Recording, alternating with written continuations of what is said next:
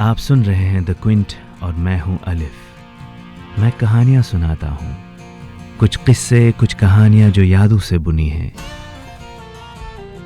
कुछ सपनों की कहानियां और कुछ अपनों की कहानियां। आज की कहानी की ट्यूनिंग थोड़ी सी डिफरेंट है। कहानी का नाम है जरा मुस्कुराइए, आप लखनऊ में हैं। और अब कहानी इमेजिनेटिव है या रियल, वो आप तय करेंगे। मैं तो बस कहानियां सुनाता हूं। तालियों की गड़गड़ाहट के बीच पोडियम से एक खूबसूरत सी लड़की ने अनाउंस किया, and the award goes to mister Shekhar.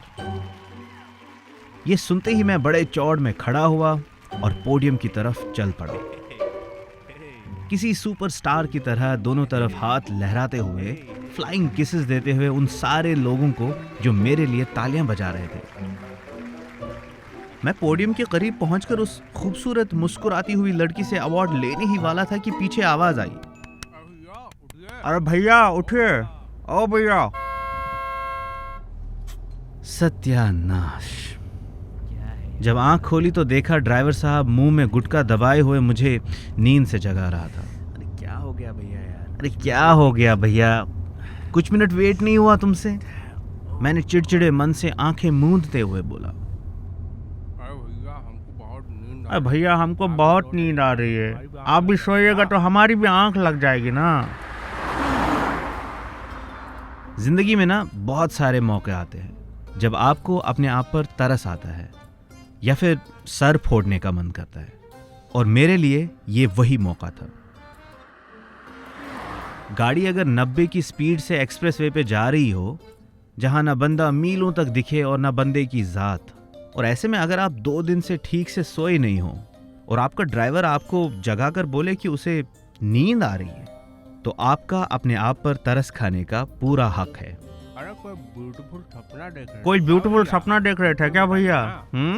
हमको भी बताइए ना।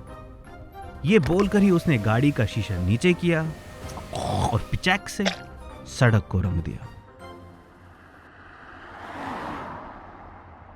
वो मेरी तरफ मुड़ के फिर से बोला, अरे भैया बोलिए ना। अरे भैया बोलिए ना, क्या देख रहे थे?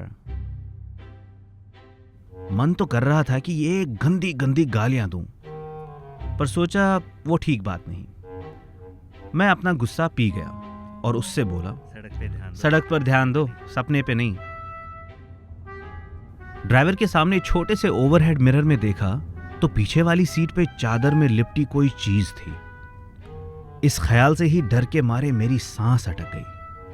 मैंने आंख के किनारे से ड्राइवर पे शक की निगाह भी दौड़ाई और दोनों हाथों से ये जोर से सीट को पकड़े रखा। डर की वजह से एसी में भी बैठे हुए मेरे पसीने छूट गए। पीछे लाश है, कहीं ड्राइवर ने तो। अब ऐसे कुछ देखकर मन में यही सवाल तो आते हैं। मैं अभी यही सोच रहा था कि चादर हिली और उससे ये लंबी लंबी जमाइयां लेते हुए रॉबर्ट निकला। पूरी कहानी सुनने के लिए डिस्क्रिप्शन में दिए गए लिंक पर क्लिक करें। किस्से कहानियां आप Google podcast, Apple podcast, Spotify और जियो सावन पर भी सुन सकते हैं।